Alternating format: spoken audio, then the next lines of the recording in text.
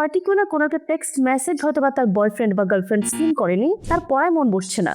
আমি খুব সুন্দর করে সেজে গুজে আমার বয়ফ্রেন্ড বা গার্লফ্রেন্ডের সামনে গিয়েছি, বাট সে কমপ্লিমেন্ট করেনি, আমার পুরো সাজটাই মাটি। ছোট ছোট ঝগড়ার কারণে পুরো দিনটাই আমার মাটি। ক্লাসে যাচ্ছি না, নাওয়া খাওয়া বন্ধ করে দিচ্ছি। কানেক্ট করতে পারছেন? আমি সে মানুষটার প্রতি ওভারলি ইমোশনালি ডিপেন্ডেন্ট। এই গোলক ধাঁধাটাকেই বলছি ইমোশনাল ডিপেন্ডেন্সি। এই ব্যাপারটা নিয়ে আজকে একটু আলোকপাত করতে চাই।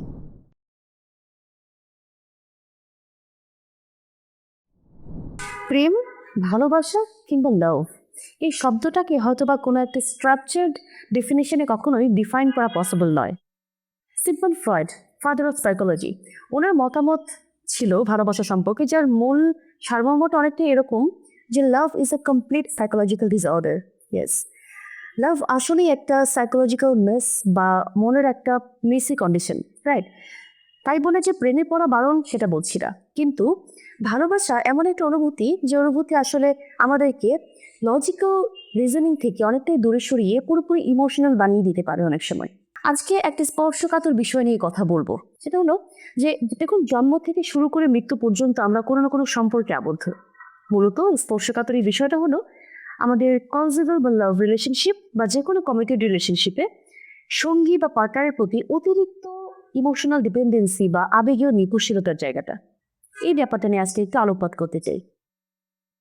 একটা রিলেশনশিপে যখন আমরা থাকি, কমিটেড রিলেশনশিপে বা লাভ রিলেশনশিপে, তার প্রতি একটা আবেগীয় নির্ভরতা বা ইমোশনাল ডিপেন্ডেন্সি তৈরি হওয়াটা খুব স্বাভাবিক।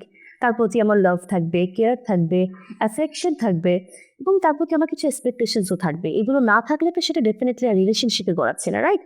কিন্তু কখনো কখনো দেখা যায় আমরা সেই রিলেশনশিপটাকে খুব ব্যালেন্স ওয়েতে মেনটেন করতে না পেরে আমার সঙ্গীর প্রতি অতিরিক্ত পরিমাণে ডিপেন্ডেন্ট হয়ে যাই সব কিছুতেই। রিলেশনশিপ একটা রেসিপ্রোকাল জায়গা, যেখানে আমি যদি তাকে রেসপেক্ট করি, আমারও সে রেসপেক্টটা প্রাপ্য। আমি যদি তাকে ট্রাস্ট করি, আমাকে প্রথমে বুঝতে হবে সে ট্রাস্টওয়ার্দি কিনা, এবং আমি নিজেও ট্রাস্টওয়ার্দি কিনা সেদিকেও খেয়াল রাখতে হবে।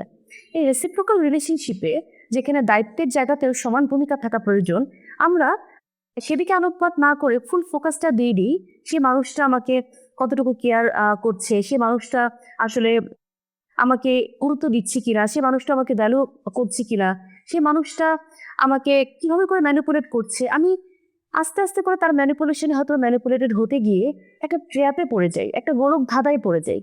এই গোলক ধাঁধাটাকেই বলছি ইমোশনাল ডিপেন্ডেন্সি বা আবেগীয় নির্ভরশীলতা। ভালোবাসা মানুষটার প্রতি হয়তো বা আমার আবেগ থাকবে definitely, but I have to set a boundary. এরকম একটা রিলেশনশিপে যেখানে আমি আমার পার্টনারকে ভালোবাসি, আমাকে বুঝতে হবে সেই ভালোবাসার পরিমাণটা কতটুকু।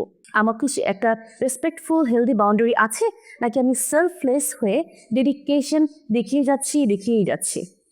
অনেক ক্ষেত্রে টিনেজ রিলেশনশিপে আমার ক্লায়েন্টরা আমাকে এসে বলেন যে পার্টিকুলার কোনো একটা টেক্সট মেসেজ হয়তো বা তার বয়ফ্রেন্ড বা গার্লফ্রেন্ড সিন করেনি, তার পড়ায় মন বসছে না। আমি খুব সুন্দর করে সেজে গুজে আমার বয়ফ্রেন্ড বা গার্লফ্রেন্ডের সামনে গিয়েছি, বাট সে কমপ্লিমেন্ট করেনি, আমার পুরো সাজটাই মাটি। হয়তোবা আমার সাথে তার ঝগড়া হয়েছে, ছোট ছোট বাগবিতণ্ডা রিলেশনশিপেরই পার্ট, রাইট? বাট ছোট ছোট ঝগড়ার কারণে পুরো দিনটাই আমার মাটি। আমার তারপরের দিন পরীক্ষা পড়ায় কোনো মন বসছে না, আমি স্বাভাবিক কার্যকলাপ করতে পারছি না, ডেইলি লাইফে ফাংশনিং থাকতে পারছি না বা প্রোডাক্টিভ থাকতে পারছি না, ক্লাসে যাচ্ছি না, নাওয়া খাওয়া বন্ধ করে দিচ্ছি। কানেক্ট করতে পারছেন? আমি সে মানুষটার প্রতি ওভারলি ইমোশনালি ডিপেন্ডেন্ট। সেই মানুষটা কলকাঠি দিয়ে আমাকে নাড়তে পারছে এবং আমি সেই সুযোগটা তাকে তৈরি করে দিচ্ছি। সে মানুষটা ভালো, তো আমি ভালো। সেই মানুষটা একটু এদিক সেদিক, তো আমি শেষ। That is called emotional dependency. That is harmful. এখন কথা হচ্ছে যে লাভ রিলেশনশিপ ইমোশনাল ডিপেন্ডেন্সি থেকে আমি কি করে বের হব। প্রথমত আপনাকে বুঝতে হবে যে একটা রিলেশনশিপে আপনি এফোর্ট দিবেন, বাট কতটুকু এফোর্ট দেওয়াটা রিলেশনশিপের জন্য হেলদি, আপনার জন্য হেলদি, এটা মাথায় রাখতে হবে। আমরা আমাদের 100% পিওর লাভ, সেলফলেস ডেডিকেশন যদি সেই মানুষটার প্রতি দেই বা সেই সম্পর্কে দেই, তখন আমার নিজের পোর্শনটা কোথায়? আমার তো নিজের সেলফ রেসপেক্ট লাগবে, নিজের ভ্যালুটা ক্যারি করতে হবে, তাই না? নিজের ডিগনিটির জায়গাটাও প্রোটেক্ট করতে হবে। আমি যদি সেলফলেস হয়ে একদম নিজেকে ভুলে না যাই। ছোট্ট একটা এক্সাম্পল যদি দিই, তাহলে হয়তো বা বাউন্ডারি সেট করার ব্যাপারটা আরেকটু ক্লিয়ার হবে। আপনি হয়তোবা পার্কের ধারে আপনার সঙ্গী কাঁধে মাথা রেখে দাঁড়িয়ে আছে। কাঁধে মাথা রাখুন, বাট কাঁধে মাথার পরিমাণ যদি এমন হয় যে আপনি এমনভাবে কাঁধে মাথা রেখে পুরো শরীরের ভরটা তার উপর দিয়ে দিলেন, কোনো কারণে সে ছিটকে গেল বা সরে গেল, তখন আপনি হুড়মুড়িয়ে মাটিতে কিন্তু পড়ে যাবেন।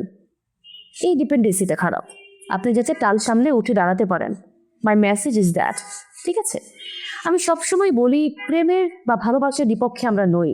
প্রেমে পড়া বারণ আমরা কখনো এটাকে প্রমোট করি না। ডেফিনেটলি ভালোবাসাকে স্বাগত জানাই, সাধুবাদ জানাই, চমৎকার একটা অনুভূতি, তাই না? ডেফিনেটলি এটা লাইফে আমাদের এক্সপিরিয়েন্স করা খারাপ কিছু নয়, কিন্তু ইমোশনাল ডিপেন্ডেন্সি যেটা আমাকে ধীরে ধীরে পিলে পিলে শেষ করে দিচ্ছে, যে জিনিসটা আমাকে আমার স্বকীয়তাকে বিসর্জন দিতে বাধ্য করছে, যেটা আমার সেলফ রেসপেক্টকে ক্যারি করতে দিচ্ছে না, আমার ডিগনিটিকে ক্যারি করতে দিচ্ছে না, সেটা কি আদৌ হেলদি? সেটা কি আদৌ আমার রিলেশনশিপকে সুস্থ রাখছে? এই প্রশ্নটা করতে বলবো। আমি সবসময় ইনভাইট করবো, be in love, but be sane in love, be healthy in love. Thank you.